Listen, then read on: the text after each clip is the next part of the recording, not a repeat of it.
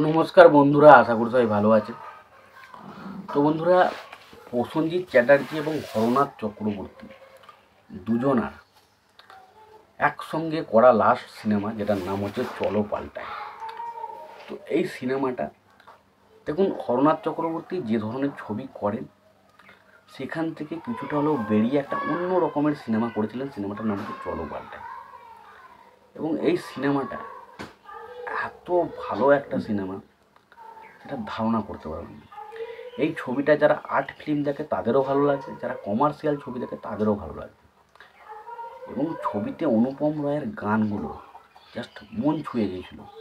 বাড়িয়ে দাও তোমার হাত, আমি আবার তোমার আঙুল ধরতে চাই, ওই যে গানটা। বা ধরুন, আছে ক্লাসরুম, আছে চক, আছে টিচারের বকবক, আছি আমি নিজের অন্তরে। তো এই যে সিনেমাটা চলো পাল্টাই, তো এই সিনেমাটা আমার মনে হয় এই সিনেমাটা এমন একটা সিনেমা যেটা প্রসেনজিতের কেরিয়ারের হয়তো টপ 10 সিনেমার মধ্যে থাকবে। তো সিনেমাটার গল্পটা কি, গল্পটা এমন একটা বিষয়কে তুলে ধরা হয়েছে যে আমরা দেখি যে আমাদের ছেলে মেয়েদেরকে না, সে হয়তো খেলাধুলায় ভালো, কেউ হয়তো পড়াশোনায় ভালো, কেউ হয়তো অন্য কিছুতে ভালো, কেউ আঁকাতে ভালো, কেউ হয়তো ফুটবল খেলায় ভালো, কিন্তু আমরা সবসময় গুরুত্ব দিই যে তুই পড়াশোনা কর, ভালো ভালো করে পড়াশোনা কর, নাহলে তোর দ্বারা কিছু হবে না। এবং আমরা দেখি যে কোনো জায়গায় কোনো স্পেশালিস্ট টিচার, ধরুন কেউ অঙ্কের টিচার, কেউ বাংলার টিচার, কেউ ইতিহাসের টিচার, কেউ ভূগোলের টিচার, তো তারা কিন্তু ওই সাবজেক্টটা যত ভালোভাবে পড়াতে পারে, বাকি সাবজেক্টগুলো তারা কিন্তু সেই লেভেলে পড়তে পারে না।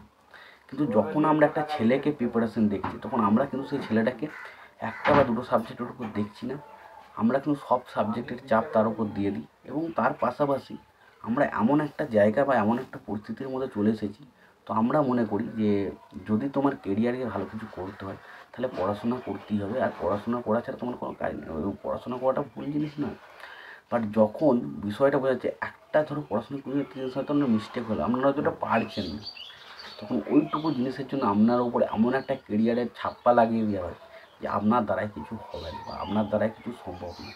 এবং যেভাবে ছবির এই ইমোশনাল কোরগুলোকে যেভাবে দেখানো হয়েছে না, একটা বাস্তব সমাজের যে চলচ্চিত্রটা যেভাবে ফুটিয়ে তুলেছে, এবং একটা বাবার একটা ছেলের প্রতি কী কষ্ট, এবং একটা গরিব সম্প্রদায়ের বাবা সে কী স্বপ্ন দেখে, এবং তার ছেলের স্বপ্ন, একটা গরিব হলে যে স্বপ্নটা পূরণ হয় না, তার পেছনে কী কী ঘটে এভাবে দেখিয়েছে। এবং প্রসেনজিৎ এবং আরিয়ান, ওর মধ্যে যে সম্পর্কের যে বন্ডিংটা, এবং কোনো সময় রেগে যাচ্ছে, মারছে, ধরছে, এই যে জিনিসগুলো যেভাবে ছবিটার মধ্যে দেখানো হয়েছে না, সেটা সত্যি বলছি আউটস্ট্যান্ডিং। এবং এটা অবশ্যই হরনাথ চক্রবর্তী হলে সম্ভব। এবং আমি চাই খুব শীঘ্রই হরনাথ চক্রবর্তী এবং প্রসেনজিতের যে কম্বিনেশনটা, এটা যেন আবার একটা সিনেমা আসুক। কারণ হরনাথ চক্রবর্তী ভাই একটা আলাদাই আমাদের কাছে ইমোশনাল, আমার কাছে বিশাল ইমোশনাল। কারণ তার ছবি সত্যি আমার দারুণ লাগে। তোমাদের কেমন লাগে এই বিষয়টা অবশ্যই জানিও। ভিডিওটি ভালো লাগতে গেলে লাইক, কমেন্ট, শেয়ার করে দিও। চ্যানেলটা নতুন হয়ে থাকলে অবশ্যই তোমরা চ্যানেলটা সাবস্ক্রাইব করে নিও, পাশে বেল আইকনটা অবশ্যই প্রেস করে দিও। ভালো থেকো, সুস্থ থেকো।